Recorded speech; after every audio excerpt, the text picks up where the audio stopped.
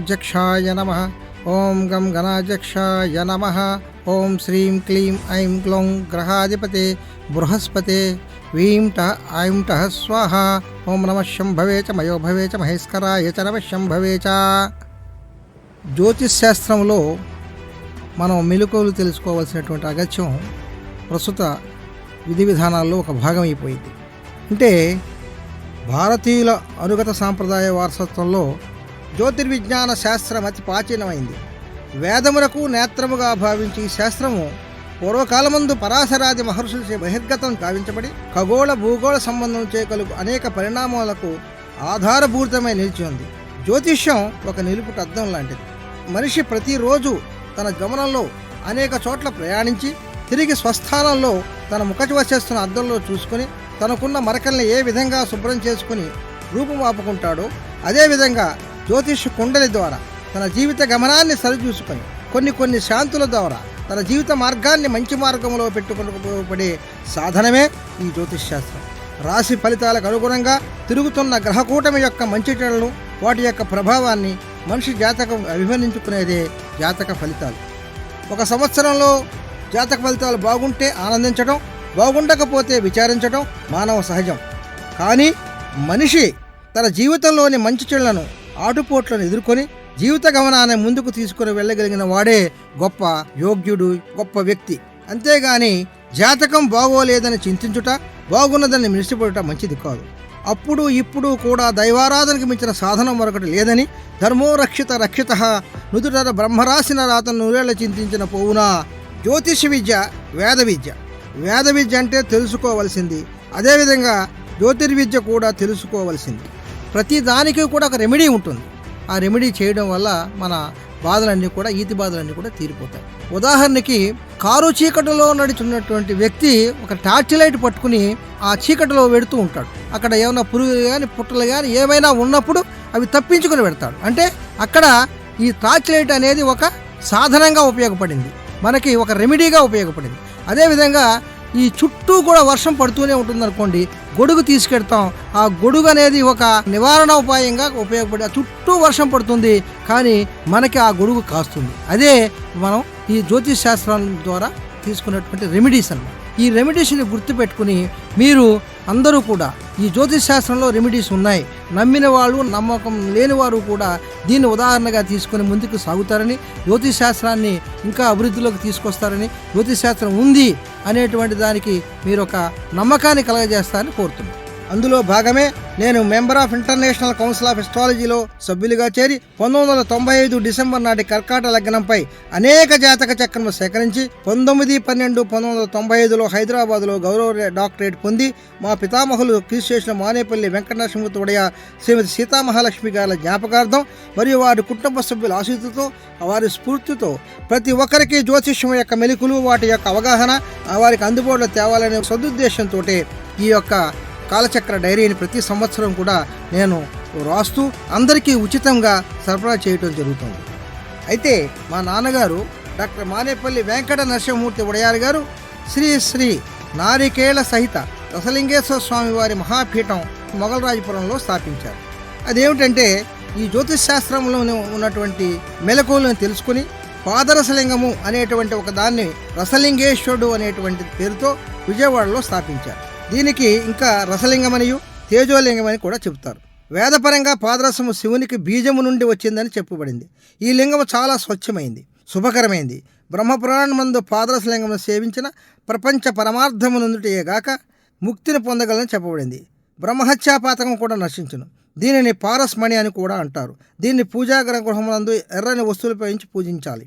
పాదరసం ఆయుర్వేద శాస్త్రరీత్యా గణింపజేసి లింగరూపంగా చేసినటువంటి మహాఘనత మా నాన్నగారు వెంకట నరసింహమూర్తి ఉడయార్ గారికి.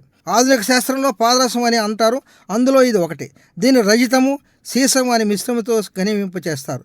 పాదరసలింగ దేవాలయాల మహారాష్ట్రలో తప్ప ఇంకెక్కడా కూడా కనపడలేదు. ఆంధ్ర రాష్ట్రంలో కానీ తెలంగాణ రాష్ట్రంలో కానీ ఎక్కడా ఈ పాదరసలింగం లేదు. ఈ పాదరసలింగాన్ని మా నాన్నగారు తయారు చేసిన విధానాన్ని మీకు ఒక వీడియోలో మీకు తెలియజేస్తాం. ఈ పాదరసలింగంతో అనుభవత ప్రయోజనాలు ఏమిటి? వాసుదోష నివారణ. విద్వాంసుడైనటువంటి తాంత్రికుని చేత శుభముహూర్తంలో పాదరసలింగం నిర్మింపజేసి తీసుకుని వచ్చి స్థాపించి ఇంటి యజమాని విద్యుక్తంగా ప్రతిరోజు అభిషేకం అర్చన చేయాలి. ఇంట్లో ఏ వాస్తు దోషం కూడా ఉండకుండా తొలగిపోతుంది. తాంత్రిక దోష నివారణ కోసం అంటే గిట్టని వారు, అసూయపరులు అప్పుడప్పుడు వ్యాపారం మందగించడానికి లేదా కుటుంబ సభ్యులకు హాని కలిగించడానికి ప్రయోగాలు వంటివి చేయడం వల్ల ఇంట్లో ఒత్తిడి, గృహక్లేశం, మానసిక అశాంతి వ్యాపిస్తాయి. ఒక్కోసారి మృత్యువు వంటి ఘోరమైన ఆపద కూడా జరగవచ్చు. అలాంటి సందేహం లేదా భయం కలిగితే వెంటనే పాదరసలింగాన్ని, శివలింగాన్ని తీసుకుని వచ్చి విద్యుక్తంగా పూజించి ప్రారంభించాలి. ఈ కార్యక్రమం ప్రారంభించే క్షణం నుండి ఇంట్లో మానసికంగా ధైర్యం, శాంతి ఏర్పడుతుంది. అనతికాలంలో శక్తి ప్రయోగం విరుగుడవుతుంది. పాదరసలింగం ఉన్న చోట దుష్ట ప్రభావాలు పనిచేయవు. పితృదోషం. ఏ విధమైన పితృదోషం ఉన్నా పాదరసలింగాన్ని దర్శించాలి. రసలింగేశ్వరుడు మొగలరాజపురంలో వేంచేసి ఉన్నాడు. రోగ విముక్తి. తీవ్రమైన వ్యాధులతో బాధపడే వారికి ఔషధ సేవ, చికిత్సతో పాటు పాదరసలింగానికి అభిషేకం చేసి తీర్థం ప్రతిరోజు ఒక చెంచాడు తాగిస్తే శీఘ్రంగా కోలుకుంటారు. వివాహ బాధ. ఇంట్లో ఎవరైనా అవివాహితులు ఉండి వివాహ ప్రయత్నాలు విఫలమవుతుంటే పాదరసలింగ సాధన చేయాలి. శ్రద్ధ విన్యాసాలతో ప్రార్థించాలి.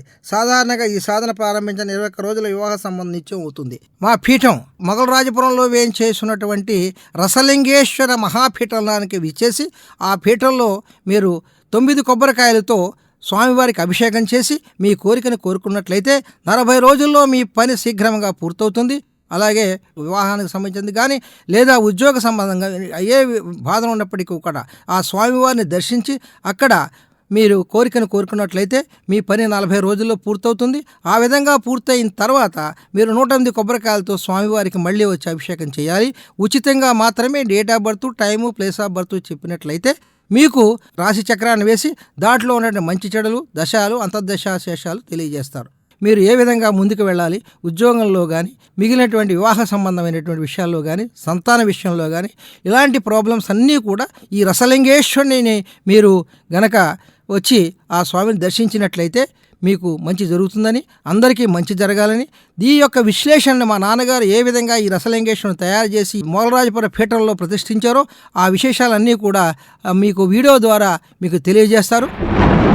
విజయవాడ ప్రస్తుతం నేను విజయవాడలో ఉన్న ఒక అద్భుతమైన పాదరస శివలింగం. బేసిక్గా శివలింగాలు పాదరసంలో చాలా తక్కువ మాత్రమే ఉంటాయి. అటువంటి పాదరస శివలింగం దగ్గర ఉన్నాను. ఆ శివలింగానికి సంబంధించి ఈ శివలింగం ప్రాశస్త్యం ఏంటి, శివలింగంని ఎలా తయారు చేశారు, ఎందుకంటే పాదరసంతో తయారు చేయడం చాలా చాలా కష్టమైనది, ఎక్కడా కూడా దొరకదు, చాలా తక్కువ.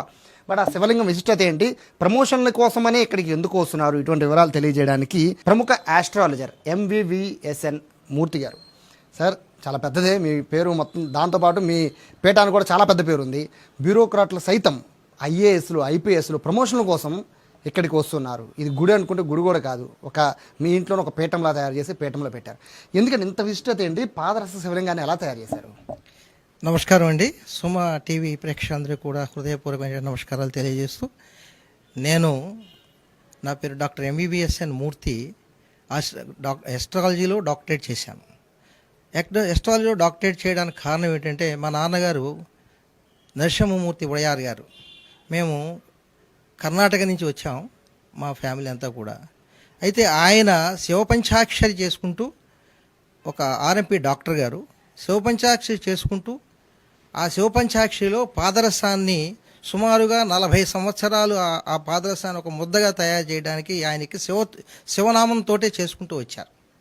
అట్లా చేసిన తర్వాత చూడండి, ఆ లింగాన్ని లింగాకారంలో ఆయనే స్వయంగా తయారు చేశారు. తయారు చేసి 75 ఆయన సుమారు 88 సంవత్సరాలు ఆయన ఉన్నారు. 70 సంవత్సరాల వరకు కూడా ఆ శివపంచాక్షరి అభిషేకాలు చేసుకుంటూ వచ్చారు.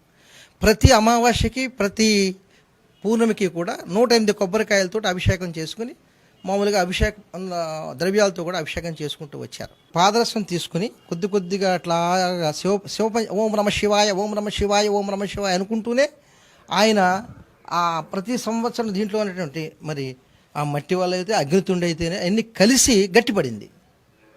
గట్టిపడడం చాలా కష్టం అండి పాదరసం. ఆ గట్టిపడినటువంటి ముద్దని ఆయన స్వహస్తాలతోటి, కుమ్మరి సంబంధించినటువంటి దానికి సంబంధించింది కాబట్టి మేము ఏమైనా తయారు చేయగలం, అట్లాగా ఆయన దాన్ని తయారు చేయగలిగాడు.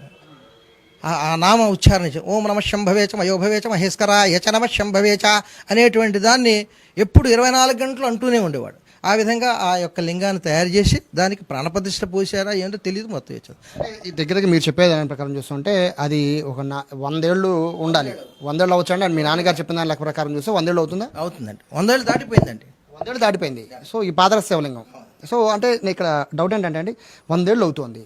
బట్ చాలామంది బ్యూరోక్రాట్స్, అంటే ఒకళ్ళు కాదు ఇద్దరు కాదు, చిన్న ఎంప్లాయీస్ దగ్గర నుంచి మొదలుపెట్టిన ఐఏఎస్లు ఐపీఎస్లు అందరూ కూడా ప్రమోషన్ కోసం ఇక్కడికి వస్తే ఇమ్మీడియట్గా మోస్ట్లీ 1 డే నుంచి 40 డేస్ లోపు ప్రమోషన్లు వచ్చే అందరికీ ఇక్కడికి వచ్చిన వాళ్ళందరిలో కూడా మీరు చెప్పిన లిస్ట్ ప్రకారం చేస్తే సో ఎలా సాధ్యమైంది అది? అంటే ఒక ప్రమోషనే కాదండి, వివాహం కాకపోయినా ఆ వివాహానికి సంబంధించినటువంటిది అట్లాగే విడాకులకు సంబంధించినవి కూడా ఇక్కడ చెప్పగలం. చెప్పి ఏ విధంగా చేయాలి. ఇప్పుడు వివాహం ఉందనుకోండి, వివాహం కావట్లేదంటే కొన్ని కార్యక్రమాలు ఈ స్వామిని చేతిలో పెట్టి 108 కొబ్బరికాయలు కొట్టి అభిషేకం చేస్తే డెఫినెట్గా వివాహం కూడా అట్లా కాదు. నాట్ ఓన్లీ ఆ ప్రమోషన్స్, వివాహం అవడం గురించి అట్లాగే విడాకులు దాని గురించి కూడా నేను దాంట్లో నిష్ణాతుడు నేను. ఈ విడాకులు స్టడీ చేస్తే పెళ్లి చేయకూడదంటే చేయకూడదంతే, లేదంటే విడాకులు అయిపోతాయి. ఆ దాంట్లో కూడా కుజదోషంకు ఉన్నటువంటిది దాని ఎఫెక్ట్ కూడా నేను చూడగలను. ఎంతమంది మీ దగ్గరికి వచ్చి బ్యూరోక్రాట్స్ కానీ, అంటే సరే చిన్న ఎంప్లాయీస్ అంటే వదిలేండి, ఎమ్మెల్యేస్ కూడా కామన్ రావడం. ఎమ్మెల్యేస్ వస్తారు సార్, ఎమ్మెల్యేస్ వస్తారు, ఎంపీలు కూడా కొంతమంది వచ్చారు. అట్లా వచ్చి ఇక్కడ సీటు కోసం వచ్చిన వాళ్ళు ఉన్నారు. అలా చేస్తే వాళ్ళకి సీటు రావడం, ఆనందపడడం. అట్లాగే ఇప్పుడు మాకు సుమారుగా భాగ్యలక్ష్మి అని పాడేలోని పనిచేసినప్పుడు తెలిసి ఆమె ఇక్కడికి వచ్చి ఇక్కడ అభిషేకం చేసి వెళ్తే ఆవిడ సీటు రావడం, మొన్న లాస్ట్ టైంలో వాళ్ళు గెలవడం ఇలా జరిగింది. ఈ నెలలో ఎంతమంది ఐఏఎస్లు ఎంతమంది ఐపీఎస్లు వచ్చారు? వస్తారు సుమారుగా ఒక ఐపీఎస్లు మాత్రం తక్కువే సార్, ఒక 6 ఎంతమంది ఉన్నారు. అట్లాగా ఐపీఎస్ ఒక 10-15 మంది వస్తారు అనుకోండి. ఒక ఎమ్మెల్యేలు అయితే వీళ్ళైతే 100 దాటారండి. ఐఏఎస్ ఆఫీసర్లు కూడా ఆల్మోస్ట్ ఒక 40 మంది. మా ఏఎఫ్ఎస్ ఆఫీసర్లు మా వాళ్ళు, మా కోయంబత్తూరు ట్రైనర్స్ వీళ్ళు ఐఎఫ్ఎస్ ఆఫీసర్స్ వస్తారు. మెయిన్గా ఐపీఎస్ కాకపోయినా ఐఎఫ్ఎస్ ఎక్కువ, బికాజ్ ఆమె forest deputy conservator of forest కాబట్టి ఫారెస్ట్ డిపార్ట్మెంట్ వాళ్ళు వస్తారు. అట్లాగే ఈ జ్యోతిష్యం గురించి వచ్చినప్పుడు నేను ఎక్కడా కూడా ₹1 తీసుకోను. సాధారణ భక్తుల పరిస్థితి ఏంటంటే విఐపీలు ఎక్కువ వస్తున్నారు, చాలా మందికి విఐపీలకి తెలిసి వస్తున్నారు. సో ఎలాగో ఖచ్చితంగా కామన్ మ్యాన్స్కి తెలిసిపోతుంది. సో వాళ్ళకి ఎంట్రీ అట్లా మరి ఎవరికండి ఎంట్రీ ఏముందండి, జస్ట్ వస్తున్నారు, వస్తారు. నేను చెప్తాను, ఇది గుడి అనుకోండి, పెద్ద ఎంట్రీ ఏమి ఉండదు కాబట్టి ఎవరిని అడగాల్సిన పని లేదు, వస్తూ ఉంటారు వెళ్తుంటారు. బట్ ఇంత ఉంది, ప్రమోషన్ వస్తూ ఉంది అని ఇప్పటికే ఐఏఎస్లు నోటంటే ఐపీఎస్ నోటంటే తెలిసిపోతుంది. సో కామన్ మ్యాన్స్ కూడా, అంటే చిన్న ఉద్యోగులు వాళ్ళు కూడా ప్రమోషన్కి రావాలనుకున్నారు, లేదా ఇతర సమస్యల కోసం రావాలనుకున్నారు. మరి వాళ్ళ పరిస్థితి ఏంటి? వాళ్ళకి నేను అంత కాన్సన్ట్రేషన్ ఎక్కువగా ఇవ్వలేదు నేను వాళ్ళకి, ఎందుకంటే మెయిన్గా నేను ఆఫీసర్ని కాబట్టి అట్లా తెలిసింది. మీకు మా బంధువులు కానీ మీ ద్వారా తెలిసినటువంటి వాళ్ళు కానీ నన్ను అప్రోచ్ అవుతారు, లేకపోతే మీలాంటి వాళ్ళ ద్వారా ఆల్మోస్ట్ ఏమండి వస్తారట రమ్మంటారా అంటే ఇంకా తప్పని టైంలో ఇవ్వగలను, కానీ అందరికీ నేనేం చేయలేనండి. అందరూ కూడా ప్రమోషన్ శివుడు అని ఫేమస్ అయిపోయింది చుట్టుపక్కల అంతా కూడా. అంటే పీఠానికి ఏం పేరు ఉందండి? ఇది ఉమా రసలింగేశ్వర స్వామి అండి. ఉమా రసలింగేశ్వర స్వామి పాదరసం కాబట్టి ఉమా రసలింగేశ్వర స్వామి, మొగల్రాజపురం. అది సో ఇది మూర్తి గారు చెప్పింది విన్నారు కదా, అత్యంత పురాతనమైనది, 100 ఏళ్ల పైగా చరిత్ర ఉన్న ఈ పాదరస శివలింగాన్ని చూడడానికి ఐఏఎస్లు ఐపీఎస్లు ఐఎఫ్ఎస్లు మొత్తం అందరూ కూడా క్యూ కడుతున్నారు. అంటే ఖచ్చితంగా వాళ్ళందరికీ కూడా మేలు జరిగిందనే భావనలో వాళ్ళకి ఇంకో నలుగురికి చెప్పడం, అలా అలా అలా అలా అలా ఇది విఐపీఎల్కి సంబంధించిన శివలింగంగా మారిపోయింది ఈ పీఠం అంతా కూడా. ఎందుకని ఇక్కడికి వచ్చి కార్లు అవుతున్నాయని చాలామంది ఆరాధిస్తుంటే, ఇక్కడ ప్రమోషన్ రావాలి అంటే ఇక్కడికి ఈ పీఠాన్ని దర్శించుకోవాలి అనే ఒక విషయం ఇక్కడ చుట్టుపక్కల వాళ్ళందరికీ తెలియడంతో స్థానికులు కూడా భారీ సంఖ్యలోనే ఈ శివలింగాన్ని దర్శించుకోవడానికి ఇక్కడికి వస్తున్నారు. అందరికీ మంచి జరగాలి. శుభం భూయాత్.